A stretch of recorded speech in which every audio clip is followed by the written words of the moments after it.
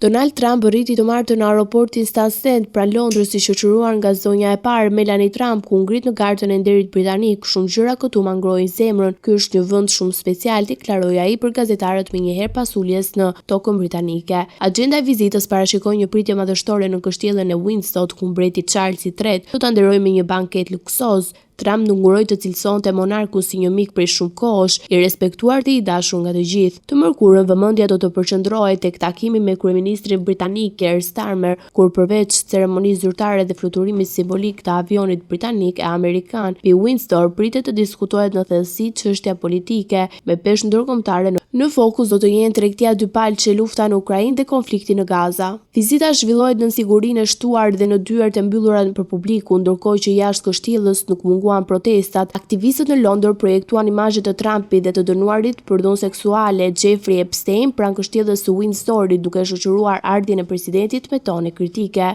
Nga ana tjetër, qeveria britanike Keir Starmer e sheh këtë vizitë si një mundësi për të thelluar bashkëpunimin me Shtëpinë e Bardhë. Në prag të takimit, zyra e kryeministrit njoftoi se vizita e Trump do të çojë miqësinë e pathyeshme mes dy shteteve në lartësi të reja. Në këtë kuadër u bën publike edhe disa investime të mëdha në Britani, ku kompania gjigante amerikane Microsoft është zotuar të shpenzojë 30 miliardë euro gjatë 4 viteve të ardhshme. Ky është rasti i dytë që Trump nderohet me vizitën shtetërore në Britani pas vitit 2019, ku u prit nga mbretëresha Elizabeth II. Këtë herë atmosfera politike është më e ndezur, por mesazhi i Londrës mbeti i njëjtë, forcimi i aleance historike që mbështet mbi interesat e përbashkët dhe raportin e posaçëm transatlantik.